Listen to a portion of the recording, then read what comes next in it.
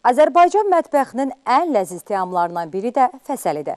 Bölgələrdə, xüsusən də kənd yerlərində hazırlanan bu şirniyyat növü Tovuzda məşhurdur.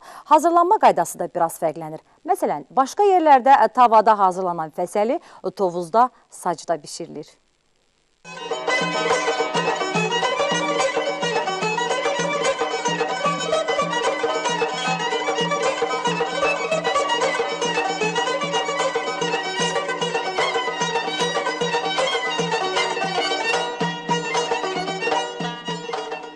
Tovuz mətbəxi əsasən xəmir yeməklərinin zənginliyi ilə seçilir.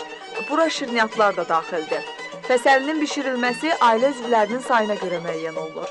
Orta bərklikdə xəmir yoğrulur. Həmin xəmirdən kündələr tutulur və yuxa yayılır. Yuxanın bir üzü yağlanır.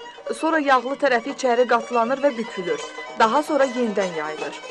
Kündəliyirik, yayırıq, aralarını yağlayırıq, sonra deştəkləyirik ki, yağ o birisi üzünə keçsin. Arxayın pişsin, yağını üzə versin, sonra tükürük, yağlayırıq, qaytarırıq, bir də yayırıq, şarjın üstünə aparırıq. Tovuz fəsəlisini dadlı və fərqli edən daha bir xüsusiyyət bu şirniyyatın nehrə yağı ilə hazırlanmasıdır.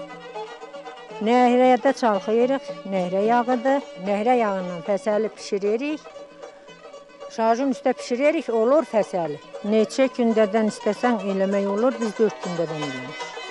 Fəsəlinin odunla, üstəlik sac üstündə bişirilməsi onu daha da dadlı edir.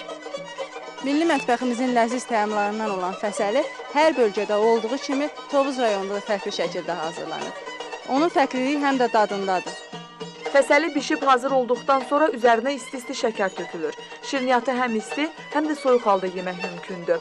Rəna Cabir qızı, Hicran Nəsibova, Əfqan Ələsov, Tovuz.